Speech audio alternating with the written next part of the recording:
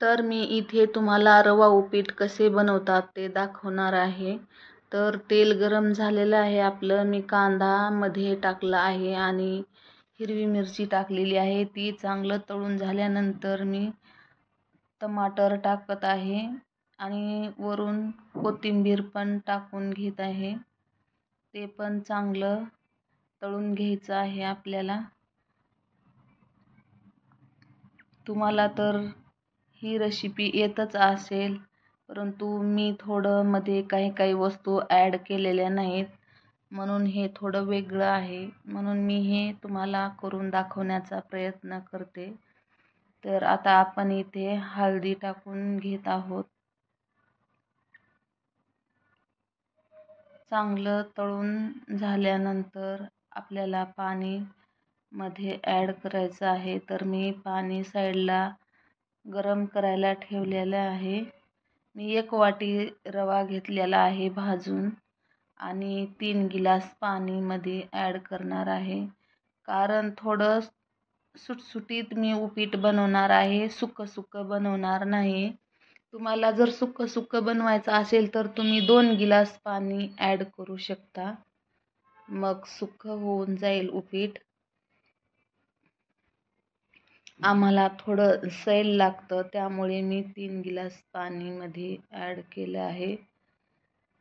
आणि आता मी यामध्ये नमक टाकून घेणार आहे.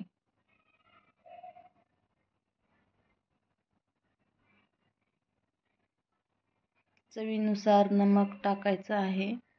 तर उकळी आलेली आहे. तर आपल्याला आता यामध्ये रवा हटवून घ्यायचा आहे.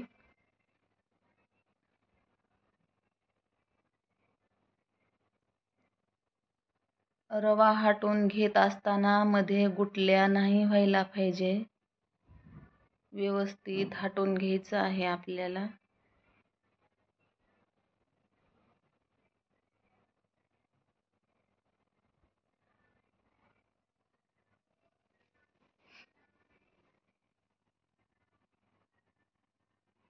तुम्हाला रेसिपी आवडली असेल तर तुम्ही चॅनलला सबस्क्राईब करा, लाईक करा.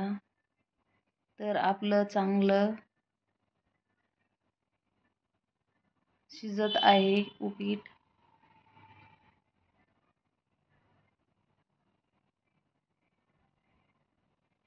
तर आपलं उपीट तयार झालेलं आहे.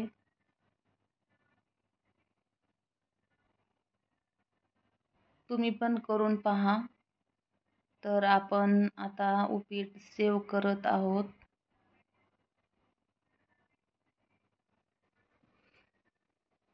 तुम्हाला आवडत असेल किंवा नसेल हे काही मला माहिती नाही, पण मी प्रयत्न करत आहे तुम्हाला दाखवण्याचा. तर आता आम्ही टेस्ट करून बघत आहोत. छान झालेलं आहे. तुम्ही पण करून पहा.